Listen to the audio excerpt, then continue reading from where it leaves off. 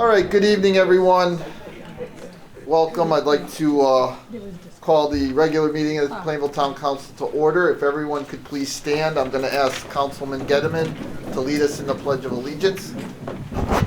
Pledge allegiance to the flag of the United States of America and to the republic for which it stands, one nation, under God, indivisible, with liberty and justice for all.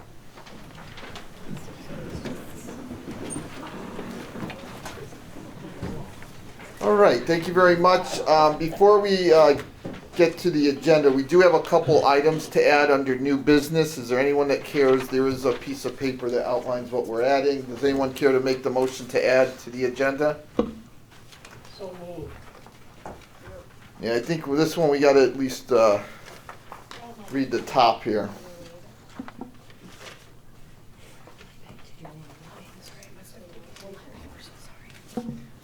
Section, a motion to add the following under new business.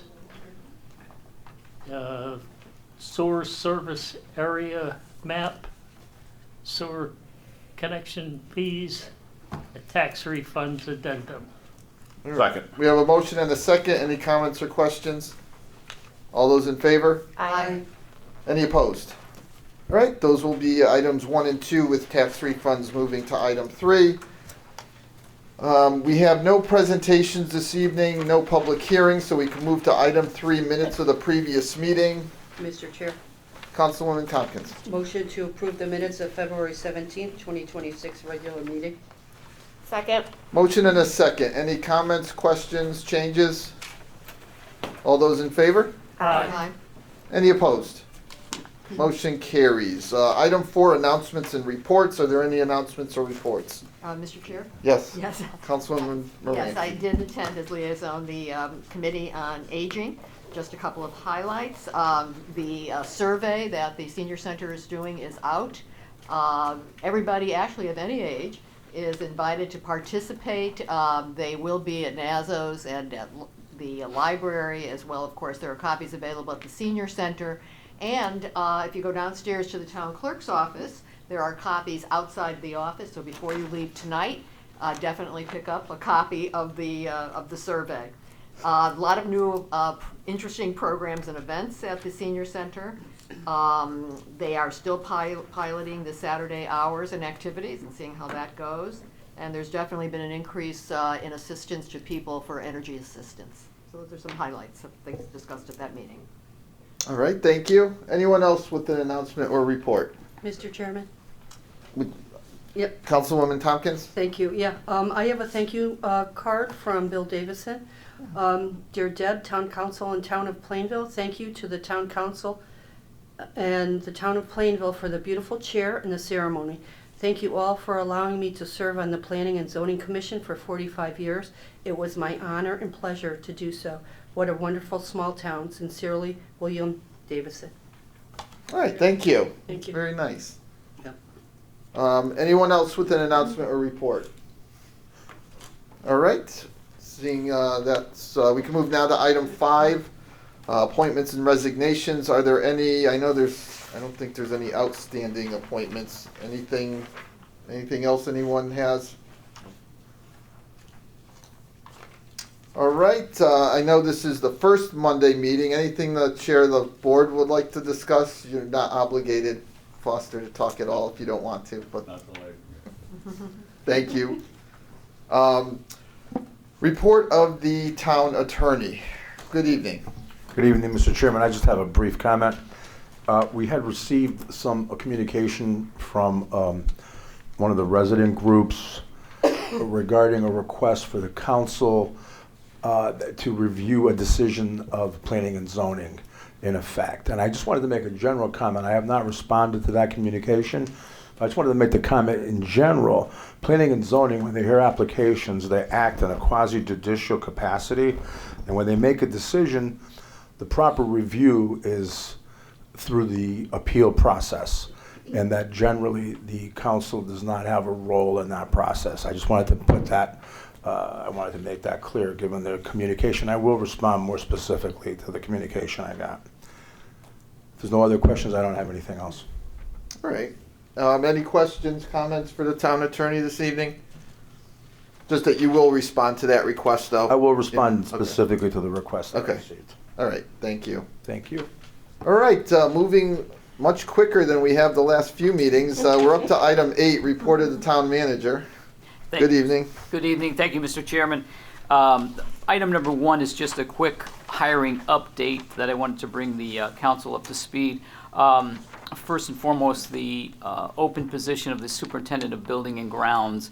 We are made an offer. We're waiting for documentation paperwork to come back. And I was hoping it would happen today. It didn't, but tomorrow I'm confident that we should have something, some notification.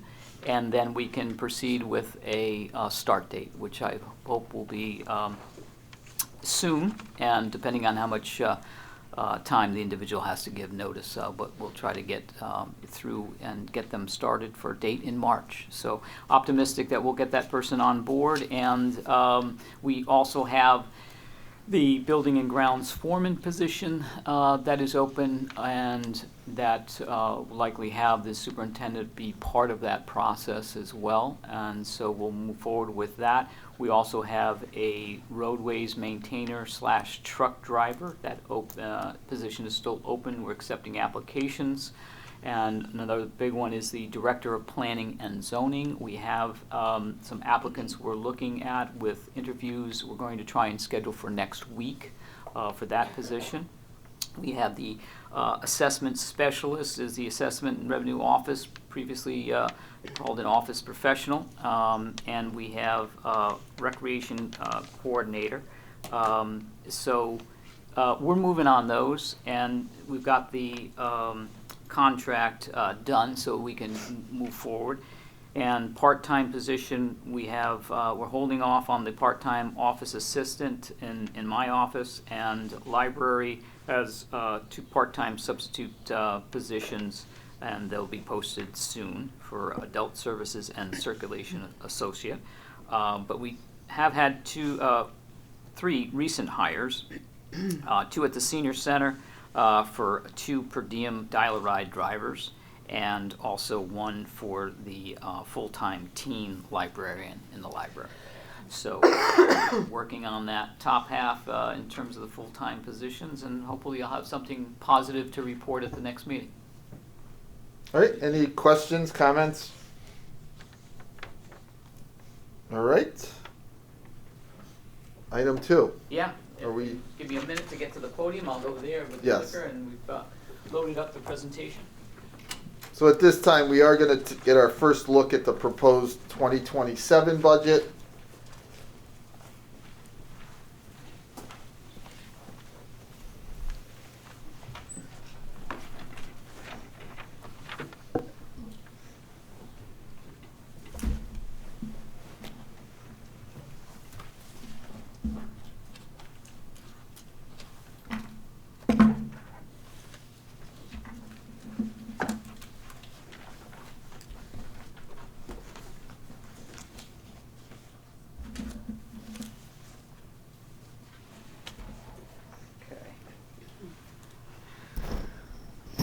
All right, our 2027, fiscal year 2027 budget, I will begin. To have you take a look at talking about some of our state mandates, motor vehicle valuation changes. I think we've discussed this a little bit. We implemented half year last time around. Well, now we've got the full implementation there, and if you recall, the average value has now gone or transitioned from the average value to the manufactured suggested retail price. So the average value typically ran a lot higher in terms of motor vehicles. So we're seeing a decrease there. And you'll see later in the presentation also that the motor vehicle are capped at the state level. So we're sort of handicapped there. And the other item I wanted to talk to you about is the veterans exemptions is rather new as well, but there is no state reimbursement for the veterans exemptions, and those are rather significant.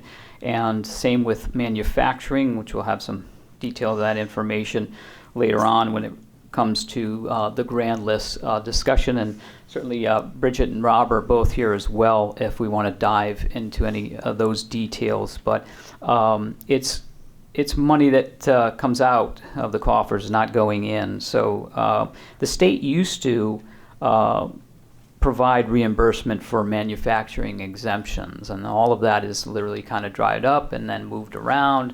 So really what we're seeing in terms of state revenue is really coming through in terms of education, LOSUP, and a few other, but it's really, the programs have really changed and have ended. So, I'd love to see us go back and try to argue for 50% cost sharing on veterans exemptions, manufacturing exemptions, and so forth, but that's an uphill battle, but I think an effort worth undertaking, I think, at some level. So the second item I want to talk about is the grand list growth and or lack thereof. This is a flat year for us, which is problematic in terms of revenue.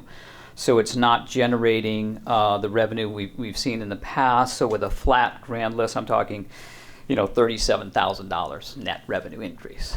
That's nothing compared to what we've seen in the past. So that's definitely puts us in the hole. And I'll go into some of the explanation on that later slides.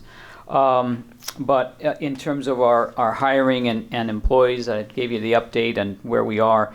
As you know, we went through a major compensation and classification study that is nearly complete. We have since negotiated a successful contract with the union, and obviously you know that we brought two of those unions together into one, and so that we still have some discussion that we need to have with respect to job descriptions and a few other items, but it's giving us this competitive, I wouldn't say a competitive advantage, it's putting us back to market so that we can be competitive. I wouldn't say we have the advantage, but it at least brings us to a point where we're at least competitive in the marketplace, whereas before, as you know, we were ranked last in our peer group, dead last. So we've now, with this study and implementation of this study, moved to the middle, and I think that is going to create some long-term benefit for you. It's a long-term investment as I see it with respect to attraction and retention of employees. So that was a sort of a bright spot that began a year ago, funded that way, and so we're going to be able to reap the benefits of that going forward. So we'll move over to start getting into some of the numbers and what we're faced with here. It is proposed all-in budget with everything, $80 million. Represents a $4,309,955 increase, or 5.65 for everything. That is Board of Ed, town, debt service, capital. So we have the breakdown. As we mentioned, I talked about the mill rate for motor vehicle stays at 32.46. And if this budget as is, no changes, as recommended, if you were trying to implement that, you'd need a 2.11 increase. And that's the starting point, 2.11. And again, nothing coming back on our cap on the motor vehicle at 32.46. So moving along, wanted to break it down for you on the proposed expenditures. The Board of Education at 2.7, town government, $983,000. Debt service increase, $322,413, and capital project increase of $250,000. So, all in all, the change reflected there, and percentages for those items. Just putting in perspective, one mill is going to equal 1,739,623 is 1 mill. Our breakdown with Board of Ed at 50 million. Represents almost 62.7% of the pie. Town general government, 24.4 million, representing 30%. Our debt service at 4.6 million, represents 5.7%. And capital at $1 million, representing 1.24%. Our expenditure increases over the years. You can see that scale there, that graph from back 2016 through current recommended. This one is 5.65, and the average over those 12 years at 3.19. Inflation has come down. As you see, we were fighting that the last couple of years, and then see that coming down to a 6-year average of 4.15. Our town general government summary of expenditures by function. So our general government up 185, 198, or 5.58%. That's essentially town hall. The town hall functions here, and public safety is up 251,694. A lot of it is salaries, and also have, in addition, public safety for includes our dispatchers as well. Public Works is up considerably. A large factor driver in that is the utilities. And we've got about 60,000 in electrical, 30,000 in water. So another 100,000 in building maintenance. That's one of the critical things that I want to pause at this point to mention that building maintenance is going to be somewhat of an albatross going forward. It is hitting home in many different ways in terms of HVAC, roof systems, you name it. There's a lot of work with respect to infrastructure that we're going to need to start planning for. This building has got a lot of issues. We're dealing with issues at the library and building and grounds, and the team have done a great job band-aiding and doing the best that they can. But it's not fun when we get a call and somebody's stuck in the elevator here, and we don't, there's not much we can do. It just keep limping along. But we're putting our heads together.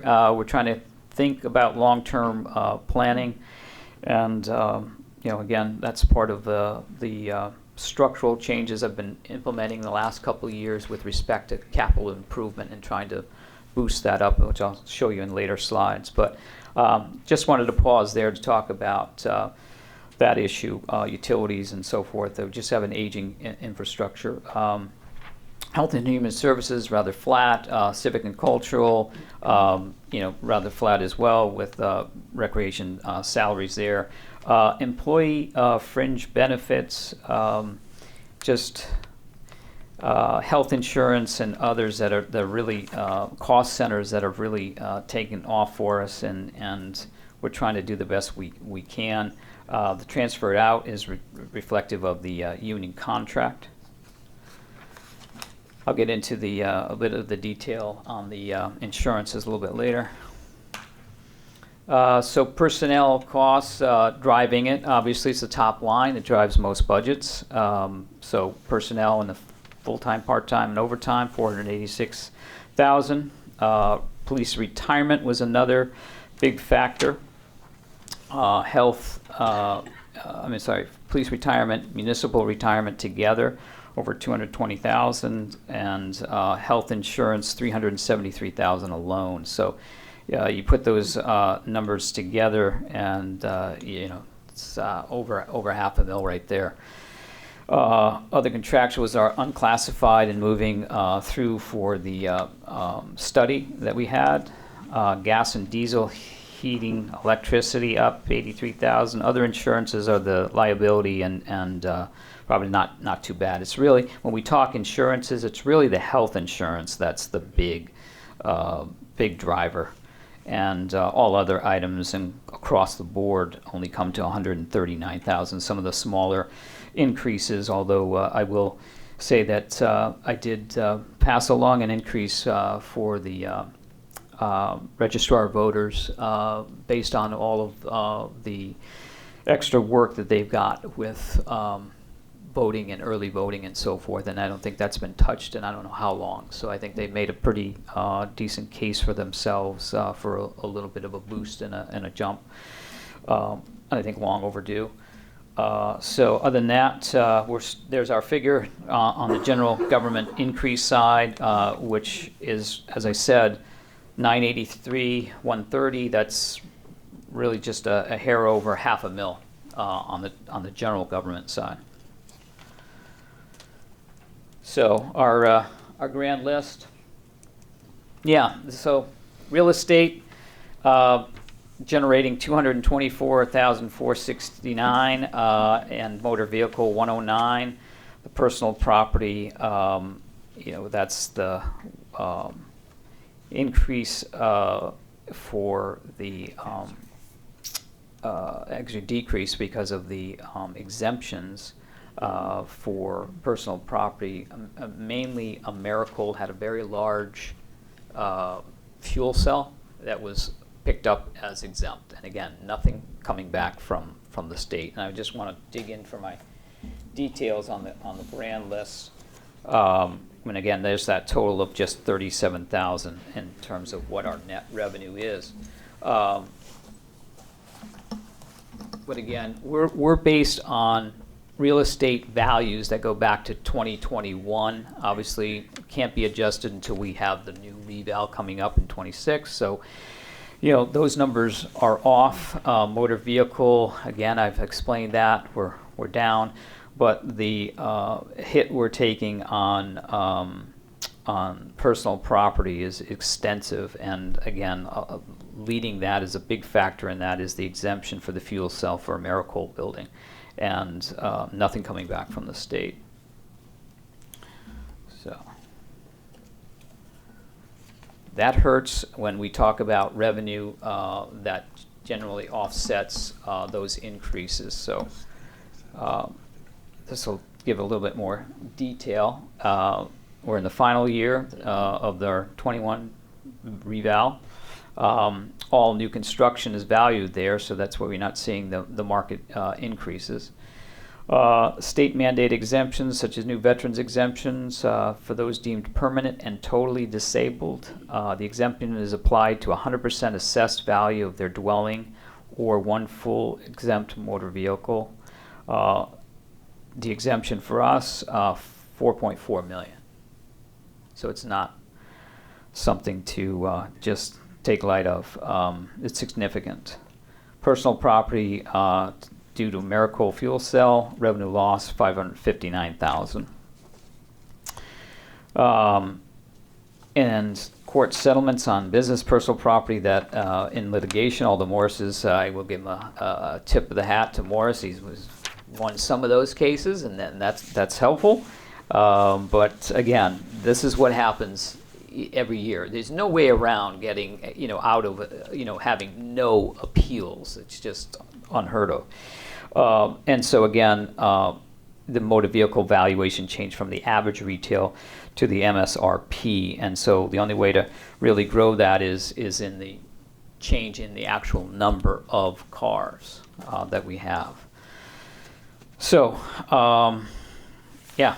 That's pretty much the sad news on the grand list growth that typically would help fill the holes with revenue for the increases, but it's not there this year.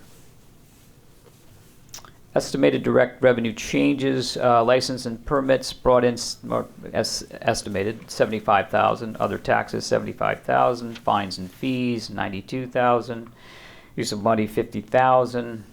Typically their investments, intergovernmental from the state, 378,000. That's the governor's budget. Other revenues 15,000, and then our transfer out 434. And I just want to pause there to comment on that number and the 434. Part of that 434 is made up of a transfer I'm recommending that we make from the landfill trust, 250,000 that we have from the landfill trust from the closing and capping of the landfill.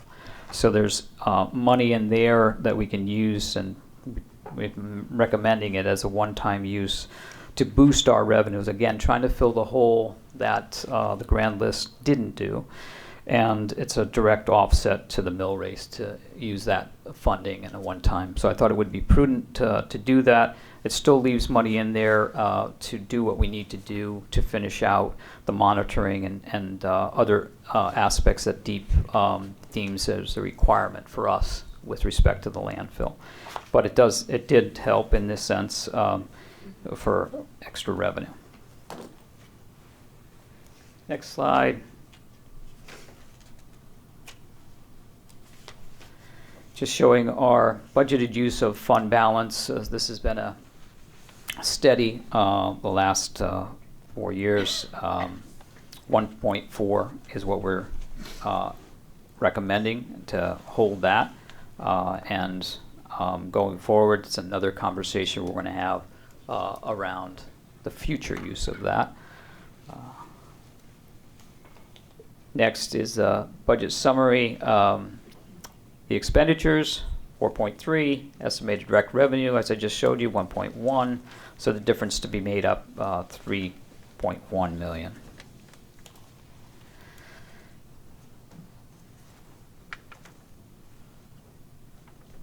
Debt service. Total debt service principal is 17,320,000. Of that, the town government has 8.8 million. Board of Education is 8.5. And it's anticipated that we'll go to bond for the 21 million in the spring of 2026, of which 14 million is for the Board of Ed and 7 million is the town, and that'll increase those numbers.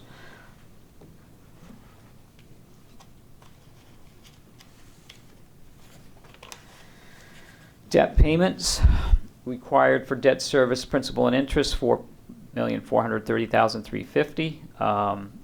Town government, 898, 125. Board of Education, 1,653,138. Estimated principal and interest on the 21 million. We're anticipating 2,051,500.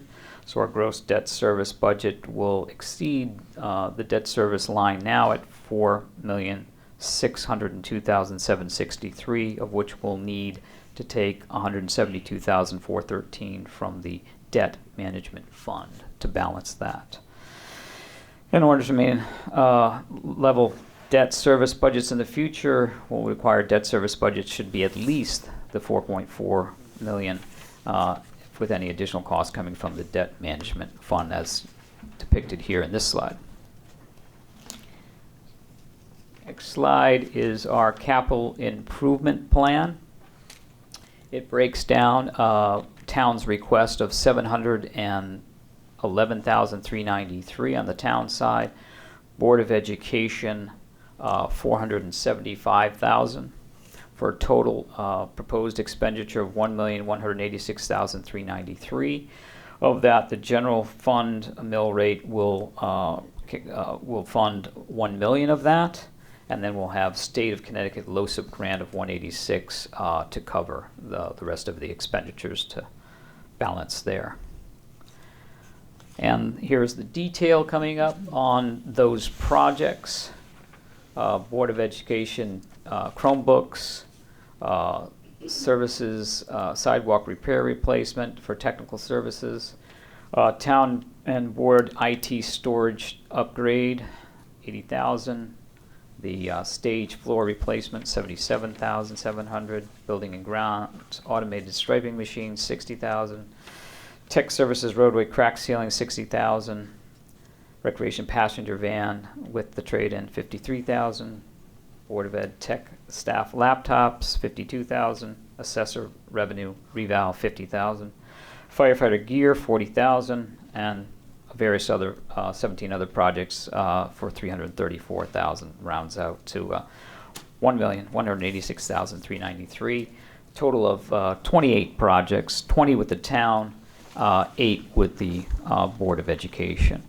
Yeah, it's trying to stretch as far as we could, realizing that there are some large ticket items in capital, and we try to do the best we can in funding those.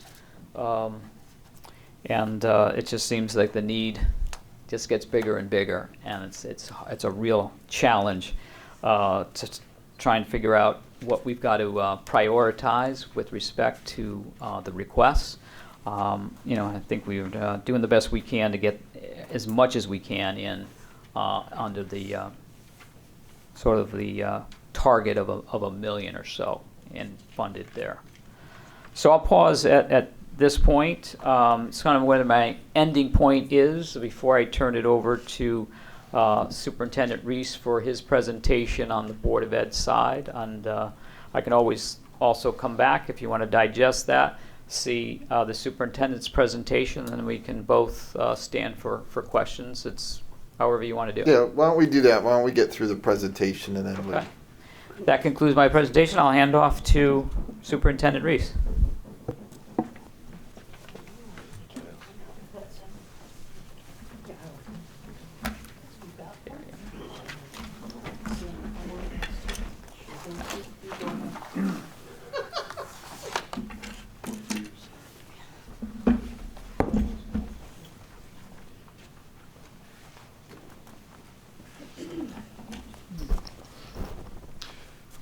First of all, I want to thank you for the opportunity to present our budget here tonight.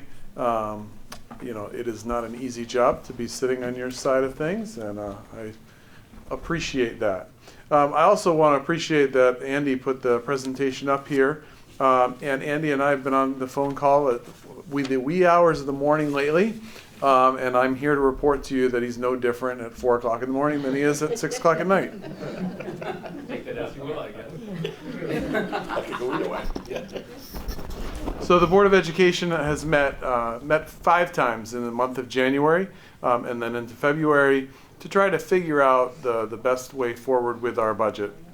They spent a lot of hours, and that's just the time they met together. I know they spent a lot of time also trying to process the entire budget book that they received as well. And really it is about trying to meet our strategic plan and moving forward as a district. And we're very excited about that. So what are we trying to do? We're trying to keep our strategic initiatives moving forward. We're trying to continue the rise we've seen on the accountability index, which is where the state Department of Education kind of puts together all of the measures they consider important for schools and puts them together and says, here's how schools are doing. And we continue to rise in that. We have instructional improvements going on throughout the district, from reading to math to science to technology to the trades. And we're really excited about that. We are finding our students are ready and ready to really see a new curriculum, and that is I like to say it's blossoming, but it's really moving along very nicely. We're really honing in on instructional work with our students, and our teachers are doing just a terrific job of absorbing that in and working in a collaborative manner.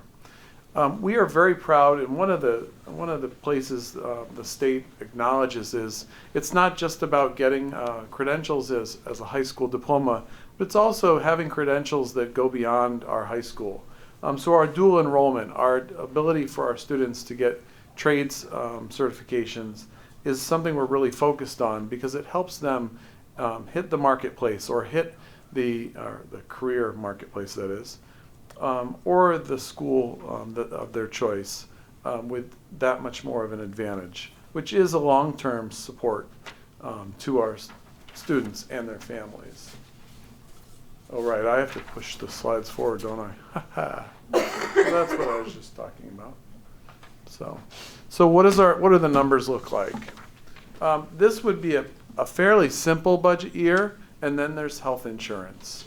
So we are looking at almost a $2 million increase, or almost a $829,000 increase in health insurance alone. So if you take that off, it's a 4% increase. Given the inflation of the times, given the costs, given that we are in a competitive environment to try to keep staff, similar to the town, 4% would be a very nice place to be. But unfortunately, we are at 5.76 because pretty much of our health insurance issues. And that is just the increase that we're seeing from the state's insurance program. So to kind of give you an idea, we're also being conservative. We are not, we have a little bit of concern that it could bump back up to 12. We were given a range, and as we go through the next few weeks, that range will come down to a specific number. But as I understand it, we still haven't received that final word that we are official at 11%. So as a council, you might want to, you might look at it and say, well, where are we when we look at other districts? And the red line you see in the middle there, at per pupil cost of $21,800, you see that we are in the bottom third of districts in terms of our costs per student. And that kind of puts us where we are in terms of the entire state of districts that we have. So where are we in terms of increases? This graph, and I'm appreciative of Sam for putting these together because you would have no idea how long it would take me to put this graph together. The dotted blue line is where we are. And you see us, so we're in the top third or in the top half of districts in terms of our increase. If you took the insurance increase out, and so some of our colleagues around the state are in a place where they don't have an insurance increase, you see that we're back down to in the bottom third again in terms of our increase. And that's the yellow line as it goes horizontally across there. So, and these are the districts that have reported to the business group what their increases currently are. So how do we compare for our DIRG? If you look at the current DIRG numbers that were recently done in 23 by the state finance project folks, we are right in the middle in terms of our percentage, where the percentage for our DIRG averages at about 6%.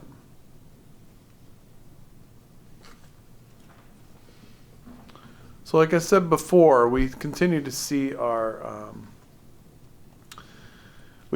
continue to see Plainville excel. We are one of the few that don't qualify as an alliance district, meaning we perform well enough that we don't meet the standards that would allow them to put us in that position, and yet we are high performing. These are the blue columns are the DIRG district's score on the accountability index, and so we are in the G level, and so as a district at the DIRG G level, they're performing under 70%. If you look at the graph and you see where we are the orange dotted line. We are performing up there with the DIRG C level districts, which is a very good place to be. I have many colleagues who would like to be in that position, outperforming the DIRGs that are 3 above us. So 5.76, what does that mean for us? It means maintaining class sizes. It means maintaining staff at the current levels. It means a conservative estimate for inflation, meaning that when supplies, which we're tempted to put up, given that most supplies have increased, we've held them down, and so it's a conservative place to be with supplies for the last 2 years at least. It's a conservative insurance assumption. 11% is not the highest they said it could possibly be, but we think it is a good plan. It means and the board asks, because the board cares very deeply about where we are, as I do as well, and said, what does it look like to cut? Because we haven't increased supplies, because we've held a lot of those things to conservative places, it does mean to cut positions to try to make any kind of substantial change to this budget, which is not a position I like to be in or put you in, but that unfortunately is where we feel like we sit. So where does the money, what happens with the money? As you saw with the town's budget, we also have salaries are our primary driver, with that being 63% of our increase. And then you see the benefits coming in at 21%. And it's amazing to me we drop off from 21% down to 7.9, down to 3.9 in terms of where we are. You can see how we are really personnel driven, and that's really our costs. So we are also very appreciative. Last year on June 3rd, there was a referendum, and you were able to help us move forward. And capital is something we're really focused on. And so we have moved forward on a lot of those projects. And I want to express sincere appreciation that you have allowed us to do this. The town has supported us to do these projects because it makes a big difference to have the generator for our emergency shelter for the district to be in good working order, to have our pool heater so that is in a safe and keeping that facility in good shape. There's a terrific amount of work being done in terms of just making sure these things are up to date. Our press box, which was in pretty bad shape, I think you saw pictures of it last year, and of course our curbing work that we need done. So I know it's a lot and really kind of outside the plan for tonight, but I do want to kind of keep on the radar the concept of trying to start to look at bonding in kind of what I consider buckets. And we've talked about this at our workshop meetings. And it sounds premature, but literally to do the high school roof in '29 means really having the referendum to have the funding for that set up and done in '27, which sounds like a long time away, but as you know, that's right around the corner. So to try to do these things in buckets, obviously there's decisions to be made down the road. This kind of proposal would allow us to keep moving forward and trying to get those projects in a place where we're moving forward. We are currently kind of dealing with the middle school, the roof is failing, and we're going to have to shift that project a little bit in order to meet some of the needs, because we're kind of running out of time. So on that. So while I hesitated to put this in there, and I appreciate you need to get through the operating budget of this year, while I had your ear, I just thought it'd be important to keep this on the agenda. So I really appreciate your listening, and I appreciate your work that you do for the town. I am here supported by my board, Mr. White, who is always here, present, and supporting the students in our district. Thank you so much. All right, thank you. I know traditionally we don't have a lot of questions usually at the presentation of the budget. We do have a public hearing on the budget Thursday night in this room, 7 o'clock, for anyone that wishes to make comments on the budget. And then next Monday we start our series of work sessions on the budget that will go through next week and the week after that. And the council will make some final decisions probably. Where does that put us? Somewhere in the 20th, 21st of March or so. 19th, thank you. Is there any questions or comments from the council regarding the presentation? Mr. Chairman? Yes, go ahead. Yeah, I was just wondering from Michael if we could get a printed copy of the packets of the slides that you had tonight. Normally we get that Sure. before. Yeah. So Yeah, I appreciate it. I know everybody else would too. Yeah. Sure. Thank you. Absolutely. And for me, if you just email it to me, that's fine. Yeah, is everybody okay with No, email? I want to print. Print? Yeah, Okay. I don't, yeah. Thank you. Email's fine with me. Okay. Any other comments or questions? All right. I guess we're all set. Thank you for the presentation tonight. We certainly have our work cut out for us. And like I said, Thursday night's the public hearing on the budget at 7, and then we start our work sessions next Monday. We start at 6:30. So everyone's welcome. We will be recording the meetings or taping the meetings, so they will be available for anyone that wishes to review them or watch them. I guess with that, we'll finish the presentation on the budget. We do have before we go to happenings, any questions for the town manager regarding his report? No. All right, happenings. Happenings. Thank you very much. I do have some happenings to share with you today. First is from the Plainville Public Library, and for all information on library programs, including registration, you can call the Plainville Public Library at 860-793-1446 or visit www.plainvillect.com/library. The library will be having an Irish dance event on Thursday, March 12th at 5:15 p.m. Students from the Shamrock School of Irish Dance in Plainville, which is actually where Mike and I learned how to do some Irish step dance. Where it happens. It's where it happens, yeah. The Shamrock School will be performing some traditional jigs and reels. All ages are welcome and registration is recommended. From the Plainville Senior Center, and for all programs from the Senior Center, you can call the center at 860-747-5728. All programs are free and open to the public unless otherwise indicated. They have a reoccurring current events session every Tuesday at 1 p.m. This is a discussion on health, science, the environment, local news, world events, and a very friendly politics-free space.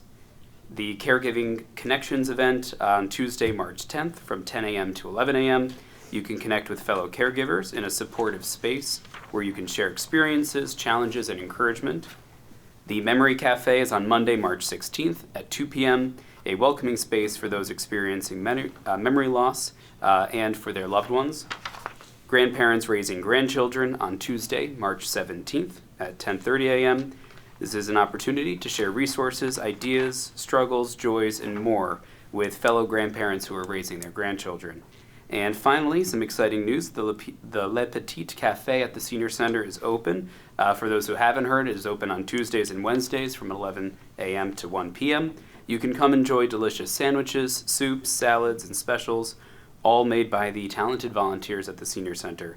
All ages are welcome, and you do not need to be a member or a resident to go and enjoy the cafe. It's pretty cool. That's all I have for you. All right, thank you very much. Seeing that we've completed the report of the town manager, we can move now to public comments. Anyone who wishes may address the council. Please step forward to the podium, give your name and address. You'll have 3 minutes to make your comments. The first ring means you have 30 seconds left. The second ring means the 3 minutes has run out. Is there anyone that wishes to address the council this evening?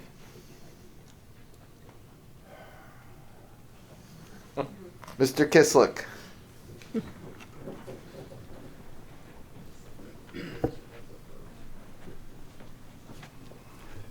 You're forcing me.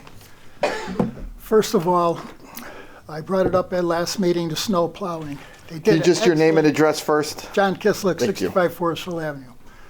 Did an excellent job of plowing in the middle of the road. But we had too many streets of 3, 4, 5 feet away from the curb. Marilyn and I were driving down Woodland Street the other day, and she had to pull into the snow on one side to let a car come down the road because there was half a lane coming from Woodford Avenue. It's terrible, and we could do better and should do better. And have these guys who are plowing, if they're subcontractors, plow this right.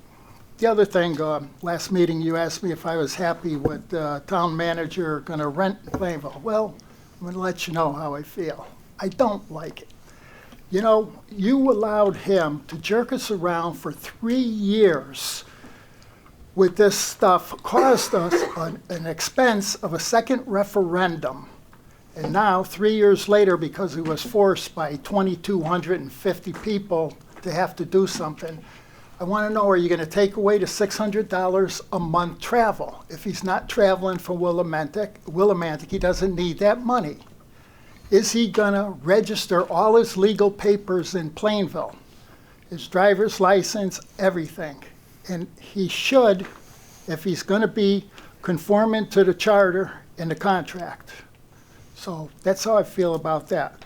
And from day one, and all the things that have been happening in this town with the library, half a day, comes in here and shuts the town down on half a day on Friday, says it's going to be good for employment. Well, look where we are in employment.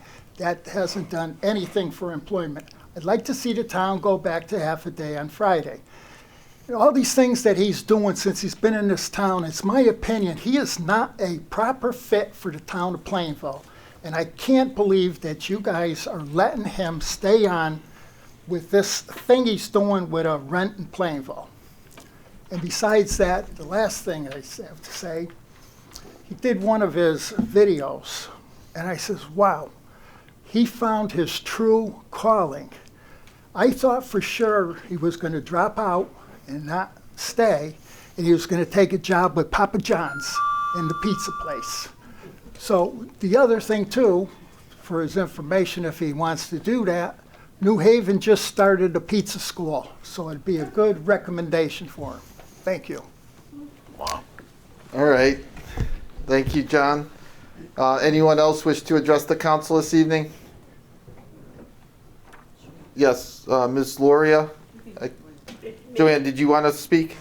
Did you, anybody else before me? No, you can go. You're all set. Okay. All right. I'm coming. Can you hold it just a minute? I wanted to make a public address. Oh, that's what public comment. Well, Before I start. technically that counts as Can I public do comment. Well, first, can you give me your name and address? Okay. And if you want to just pull them up, yeah, there you go. Okay. Joanne Edmond, 166 West Main Street. Can we take a moment to observe and pay our respects to the enormity of what's going on overseas? Operation Epic Fury for the servicemen that have already died and those that have been wounded, and it's all the fierce fighting, and it is for our future safety and well-being. I know that, but it's really a big undertaking, and that's all I'll say. Can we just have a minute, or not a minute even, just a little quick prayer for all of them?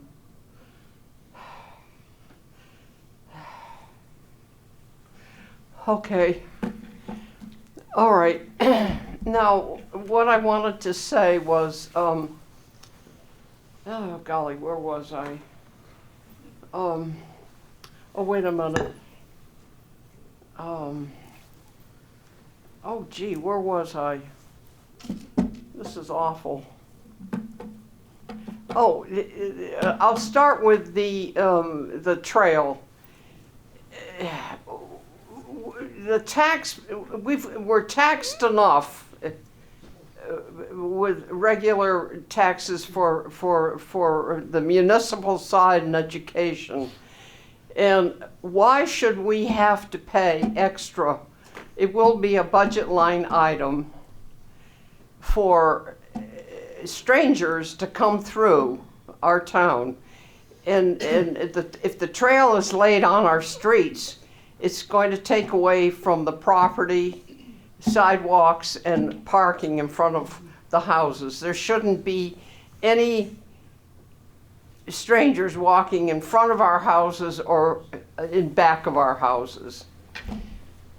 Okay, now on to last meeting. That's what I was trying to think of. At the last meeting, all those wonderful Knights of Columbus men came, fellows, and submitted their great letter and made that wonderful offer for the nativity scene, and I'm not going to let that die. That nativity scene not being put out this year was a bad decision. And I hope that if you make a decision soon, I don't know what the big deal is not making a decision like that, because the people in this town want it. And there's no reason why it can't go out every year, like it's always been put out. It should never have been taken away this past year. So let's not let it ever happen again. And kudos again for the Knights of Columbus fellas to come here, be present, and submit their letter. It was a good one. And thank you. All right, thank you. Yep. Ms. Loria?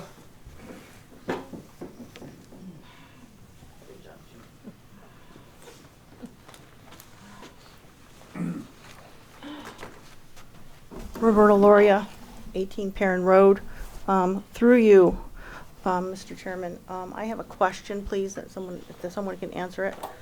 Do we ever get copies of the videos that are so wonderfully done by Nutmeg TV of these town council meetings? I don't believe we get a copy. I normally just go online and watch them if I need to watch them. I don't have a copy. So yeah, the town clerk's indicating we don't get like a physical copy of it, like a tape handed to us. Something that Yeah, we can put in our vault, or something that we can I mean, have on hand. we did used to, but that was, I think, I don't want to put Mr. Chase on the spot, but that was a while. That was back, I think, when you were recording meetings. But yeah, that was. But no, I don't believe we get a physical tape back from Nutmeg. Okay. You have to buy them, Chris. The reason why I was asking is because regarding the email that you was talked about earlier, when I sent that, I was not asking about a transcription. I was simply requesting that we have enough information in our minutes so that anybody who looks at them will get an idea and a gist of what's going on, knowing that they can go further. And I like to use you, Councilman Gettleman, as an example of that. Okay. I think it was 3 years ago when you first ran for town council. People were approaching you, specifically Joanne mentioned about the trail and issues that were going on. And excuse me if I'm not saying it verbatim, but you had actually said on social media and made the comment, well, I looked at the minutes and I didn't see anything regarding this to be an issue. I'm sure that changed when you started sitting in that seat and really started hearing what was going on. In terms of, and I could tell by the questions you ask. Right. So I asked this about the videos is because, with all due respect to Nutmeg TV, that Nutmeg TV is sponsored by everybody that has Xfinity or Comcast. Part of our fees and our dues go to pay Nutmeg TV, and they do a great job. But people are cutting the cord. There's no guarantee that Nutmeg is always going to be here. There's no guarantee that those videos will always be available. I believe it's our duty as a town council and as management that we have copies of those videos in our vaults that are available for anyone to see. We do that at other time for other meetings where they're available, but to just say you can go on Nutmeg TV and get it, that's not always the case. For example, they upgraded their computers a while ago, and many of the previous videos were cut off. It wasn't until folks called in that they got together and decided, yeah, we should probably put these videos back on. And they were very gracious about it. They were kind about it to put them back on.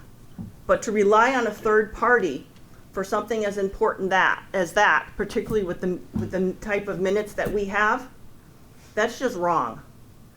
I'm Well, sure you can get a sponsor. We do have tapes of the meeting that the town clerk or whoever's acting as the recording secretary. Well, we should have something, and if we, An audio. Audio. We have an audio. Not video. All right, but you're talking about we should. yeah, we I should mean, have video as if well. it's there, And all- whether it means get a sponsor or, whatever to do this. And I know, I can tell you, Nutmeg TV goes out of their way to help folks. When my son was graduating and I wanted several copies for out-of-state family, I was gonna purchase them and they said, no, don't do that. Here, do this, and it, at a fraction of the cost. Okay. So I know they're more than willing to work with us.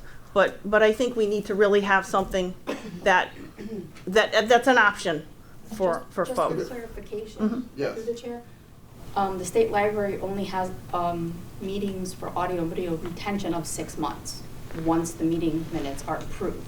So there's no retention on that. But what about us in terms of town? Aren't they all archived on YouTube? Yes. I don't know. YouTube, so I I'm don't just- know. And Yeah. YouTube owns them now. There you because go. they're Right, put they'll be on- there forever So on what I'm YouTube. saying is, even if there is a CD or a disc, it's only Mm-hmm.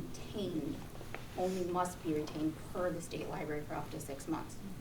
So we wouldn't have it past that. Well, we should have something here that folks can be able to rely on and use, YouTube. and it should probably also be referred to. I know we're changing our website. Maybe put something in there that says if you want something, be able to hear something or see something, this is where you need to go. Okay. So All that right. it's open to everybody. Okay, thank you. All right, is there anyone else that wishes to address the council this evening? Yes. Good evening, Gail Dennehy, 28 Perrin Road.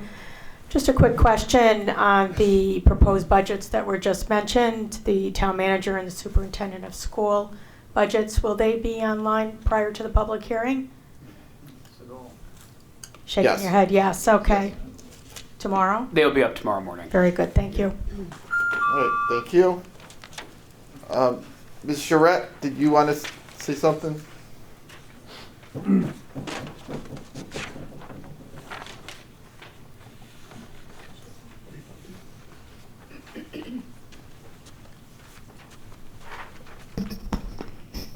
Good evening, Marilyn Charette. Good evening. 18 Milford Street, Plainville. I'm going to read what I have to say tonight.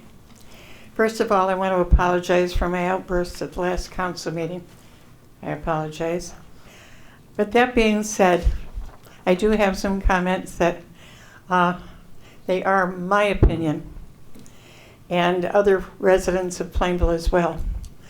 Over the last 3+ years, it's become quite obvious that it was never the intent of Mr. Paulhouse to move to our town as a permanent resident of Plainville. I'm not sure who is to blame, if it's Mr. Paulhouse, the town attorney, or the town council, or all of you. I personally asked for updates and was put off recently until October, and residents were never given updates as to what his plan was along the way, which we were told, by the way, that you were going to give us updates, but you never did. And I went off script, sorry. Which of course the residents never got, because you hoped they would change their minds and say, it's okay, he doesn't have to live here with our vote. And in the meantime, you extended his contract and even gave him a raise. In the meantime, you never gave us any updates as to his search for moving here. Shame on you, the town council. I grew up here, and we always had a manger. We always had a library full of decorations. We all knew each other, and we shared any concerns. I know now why we have so few people coming to our council meetings. You as a council don't seem to care about our opinion or our charter. When you couldn't get us to change the charter, when you couldn't change our vote, you just said, okay, just rent here. Shame on all of you. Is your whole family moving here? And by the way, you will no longer need travel pay, so we can put $600 back in the budget.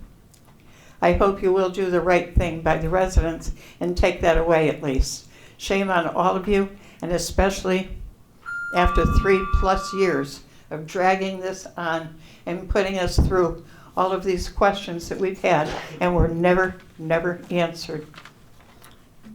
Thank you for your time. All right, thank you. Is there anyone else that wishes to address the council this evening? Yes, Mrs. Chase.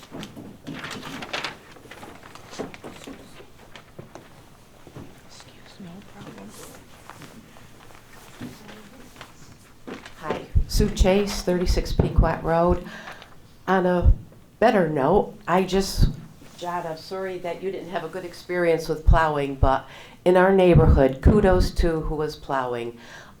They went slowly, they didn't cover the sidewalk. When we were out at the end of the driveway, they made it safe where we weren't plowed in, and they even beeped at us.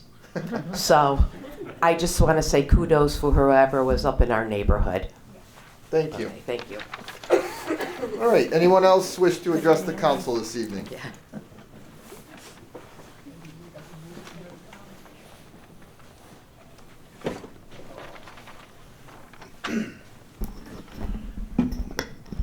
Harlan Bedell, 28 Pequot Road. Correct me if I'm wrong, but why does the town maintain and plow behind the 24 Bistro lot? Well, that's municipal parking.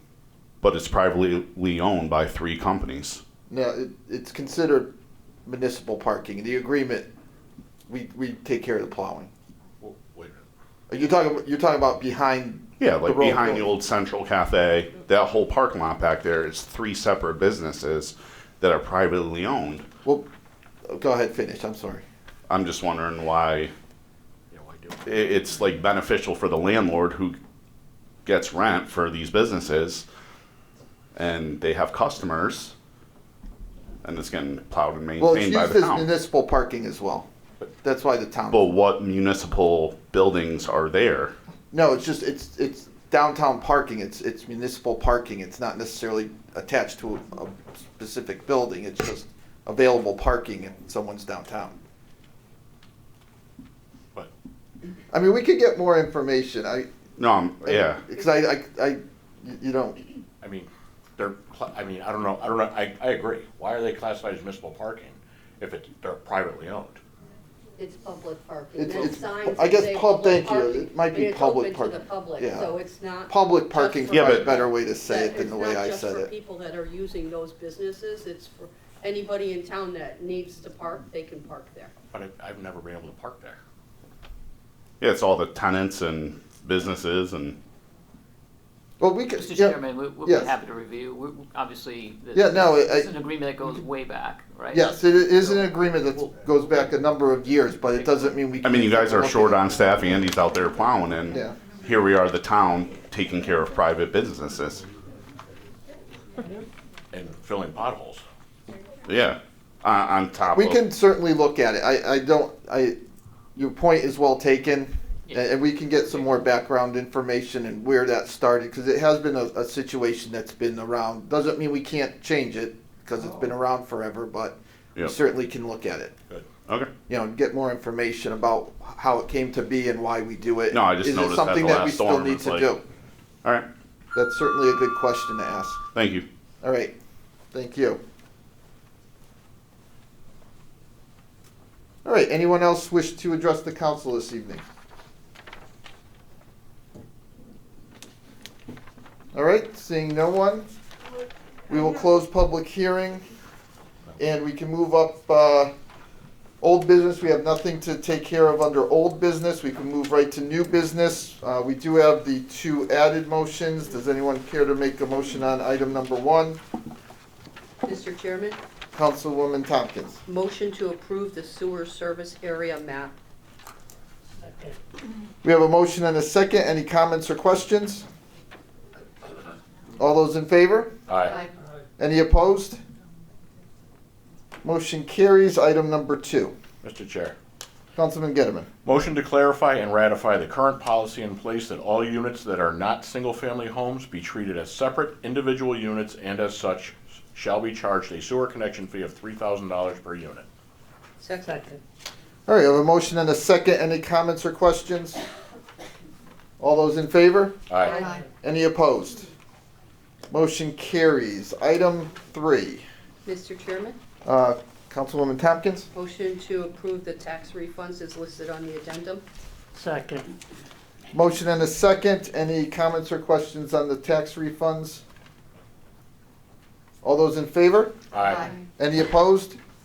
Motion carries. That concludes new business. We do have other discussions of interest. We do want to touch base on the America 250 Committee. I will turn it over to the town manager for that. Yes, thank you, Mr. Chairman. Just a comment and a plug that we still have some openings for the committee and have a deadline for Thursday, the 5th. But I'm happy to report that as you created a 9-member committee, we have 2 applications in already. 4 applications are pending or outstanding. We expect to come in.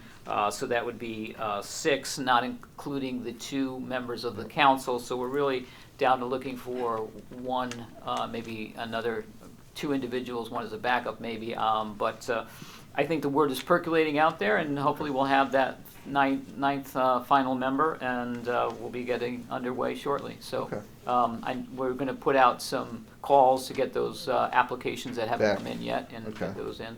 We should be in good shape. Okay. All right. Thank you. Anyone else? Anything? Any other discussions of interest? We have no executive session this evening, so we actually can entertain a motion to adjourn. So moved. Second. All those in favor? Aye. Any opposed? We are adjourned. Again, Thursday night public hearing on the proposed budget at 7 o'clock in this room. And then we begin our work sessions next Monday at 6:30 p.m. to discuss the budget. Thank you, everyone.